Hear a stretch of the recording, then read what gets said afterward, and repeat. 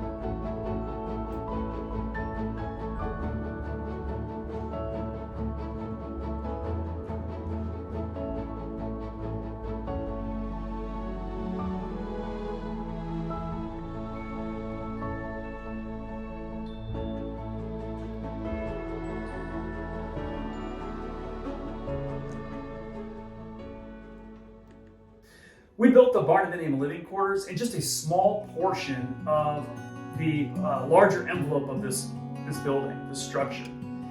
Unlike many other Barndominiums you may see out there that take up the entire space of the metal building, ours is designed more like a tiny home within a bigger building. And we designed it to optimize the vertical space we have here, these 16-foot ceilings. And this gives us a total of 1,124 square feet of floor space.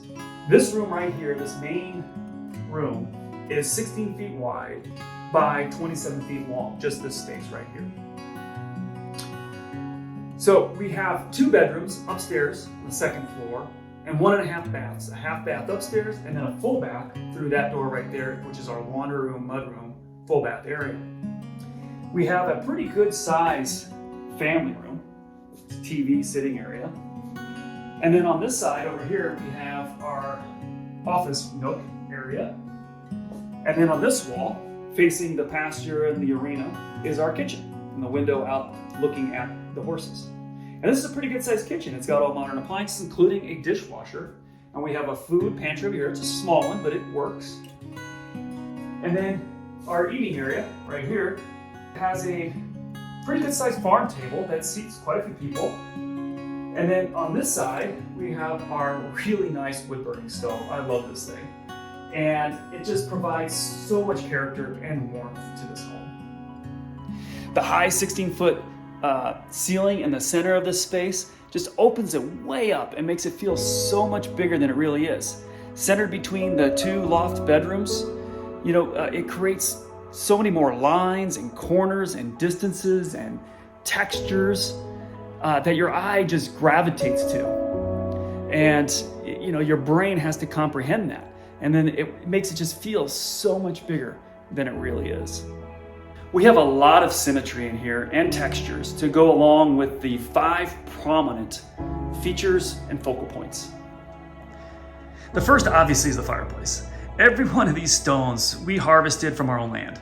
We brought them up, we power washed them and put them into position to form this wood stove hearth and the backdrop. I mean, it was worth every ounce of energy it took to build this thing.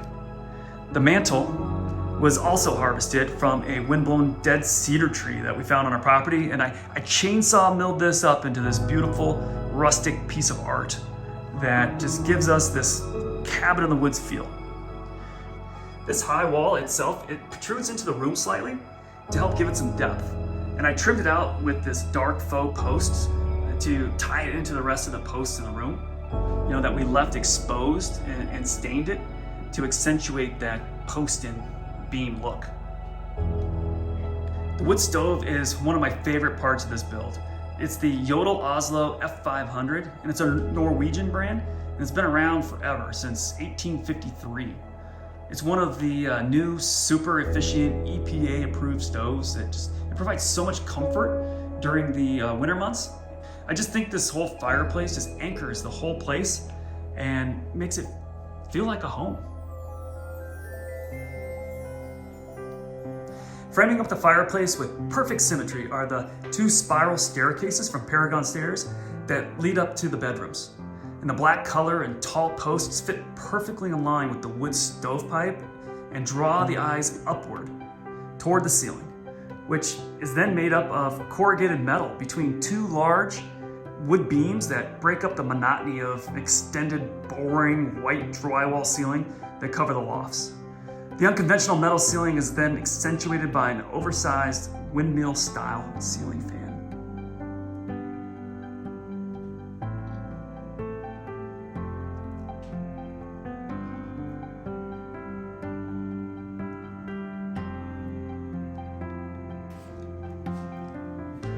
On the opposite side of the wood stove, more symmetry comes into play with the black stovepipe protruding out of the top of the range vent hood. And this vent hood itself works well with its large mass to balance it out with the mass of the fireplace on the opposite wall. The height of the vent hood also breaks up the 16-foot high wall on this side of the room and makes the whole room feel, just balanced.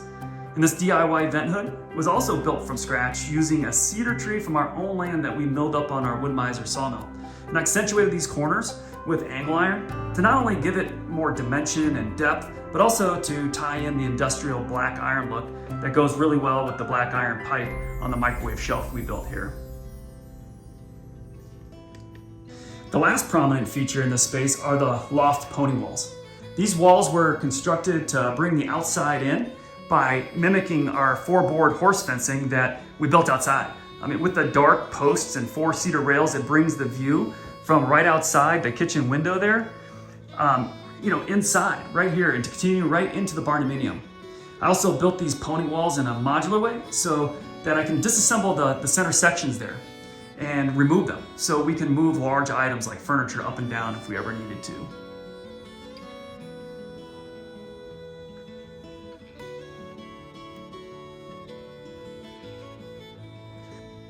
Another way that we maximized our vertical space here is with the Christmas tree by putting it on top of the refrigerator. I think it looks great there. I don't think there's any rules that say you can't put it on top of a refrigerator, so we did.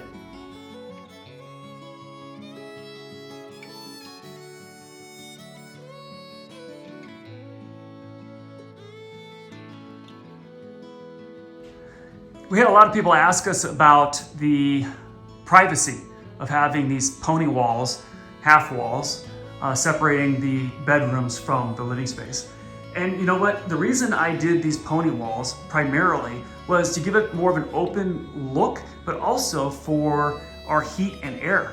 We don't have central heat and air here. There is no circulating air. It's all heat from a wood-burning stove that rises and needs to flow, throughout the building. Same with our air conditioning. Our air conditioning is we do have a mini split up there, And if it was walled off, whether it was on the inside of the main living area or in one of the bedrooms, it would be confined to that room if this was all walled off. So that mini split up there does circulate the cold air throughout the entire building, as long as we have those draperies open like they are. So that was how we are getting privacy, is through putting up these draperies that are the kind of, half wall type draperies, and we just tie them back, and I think it looks great. When we close those up, it gives us plenty of privacy. So they also do limit the amount of noise if we're trying to go to sleep early and someone else might be downstairs doing something like watching TV or whatnot.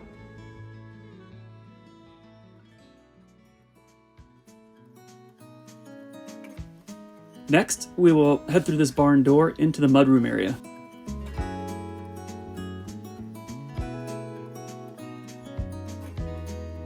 This side door provides a ton of natural light into the space during the day.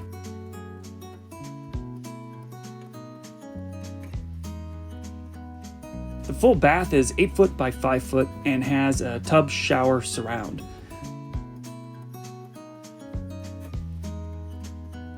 The vanity is 30 inches, and I'm so glad we put a small window in here. It faces east and we get a lot of morning sun through it that just lights up the room and also provides fresh air. I'm really glad we put this mudroom in because it does serve a purpose, and it really does get quite muddy in here. In the laundry area, I built a dog crate under the counter beside the dryer in that unusable dead space. And we also have our laundry cart on wheels that also fits nicely out of the way under that counter.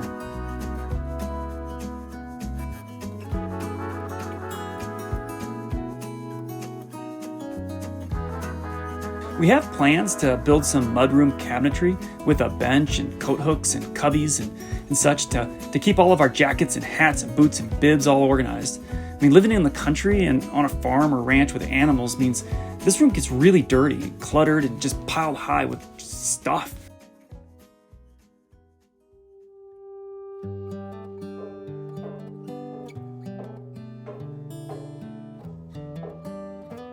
In both upstairs bedrooms, we made sure we had 3 foot by 5 foot windows, which are big enough for egress in case of a fire.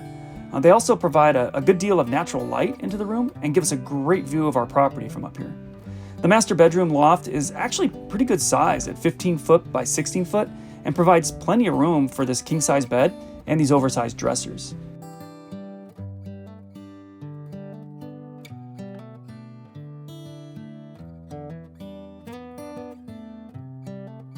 We plan on eventually putting a barn door here to this small walk-in closet.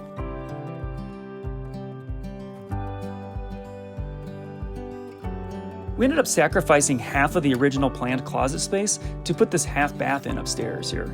But it was one of the best last-minute decisions we made.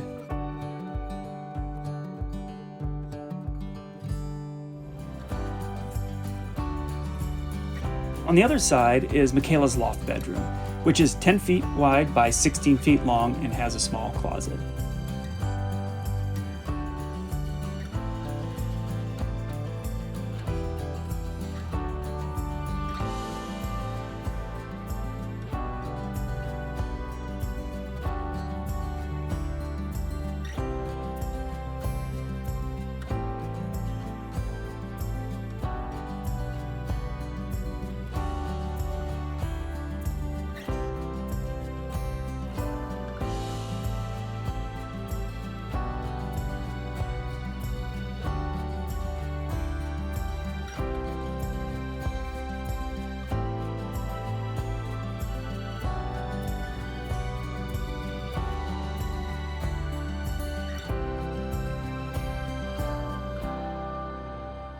Well, there's your Barndominium tour.